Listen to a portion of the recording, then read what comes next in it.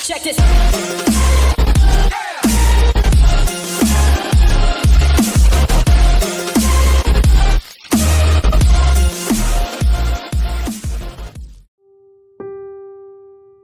BJP की सरकार ने असंगठित अर्थव्यवस्था पर आक्रमण किया है और आपको गुलाम बनाने की कोशिश की जा रही है। 2008 में जबरदस्त आर्थिक तूफान है, पूरी दुनिया में आया, अमेरिका में, जापान में, यूरोप में, चाइना में, सब जगह आया। अमेरिका के बैंक गिर गए, कंपनियां बंद हो गई, एक के बाद एक कंपनी की लाइन लग गई, बंद हो गई। यूरोप के बैंक गिरे, मगर हिंदुस्तान को कुछ नहीं हुआ। यूपीए की सरकार थी, प्रधानमंत्री जी के पास गया और मैंने उनसे पूछा, मनमोहन सिंह जी बताइए, पूरी दुनिया में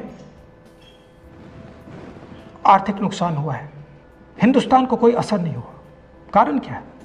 मनमोहन सिंह जी ने कहा, राहुल, अगर हिंदुस्तान की अर्थव्यवस्था को समझना चाहते हो तो यह समझना होगा कि हिंदुस्तान में दो अर्थव्यवस्थाएं हैं।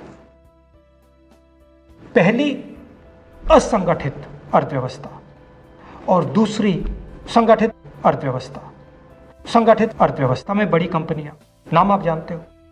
असंगठित अर्थव्यवस्था में किसान, मजदूर, छोटे दुकानदार, मिडिल साइज कंपनीज।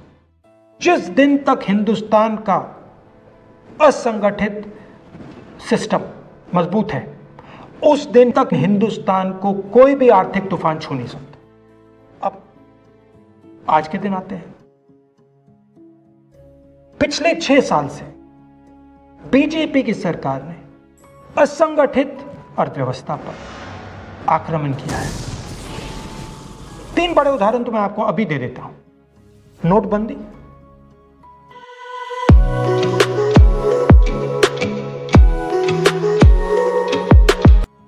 गलत जीएसटी और लॉकडाउन। आप यह मत सोचिए कि लॉकडाउन के पीछे सोच नहीं थी। यह मत सोचिए कि गलती से आखिरी मिनट पे लॉकडाउन कर दिया गया है। इन तीनों का लक्ष्य हमारे इनफॉर्मल सेक्टर को खत्म करने का है।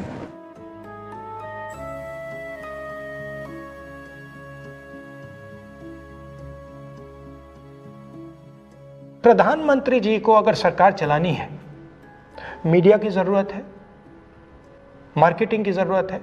मीडिया और मार्केटिंग 15-20 लोग करते हैं। इनफॉर्मल सेक्टर में पैसा है, लाखों करोड़ रुपए, जिसको ये लोग छू नहीं सकते।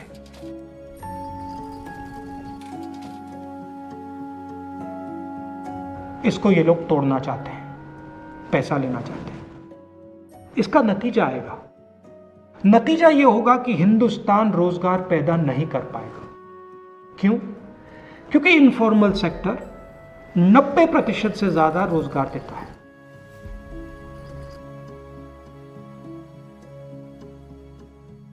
जिस दिन इनफॉर्मल सेक्टर खत्म हो गया, नष्ट हो गया, उस दिन हिंदुस्तान रोजगार पैदा नहीं कर पाएगा।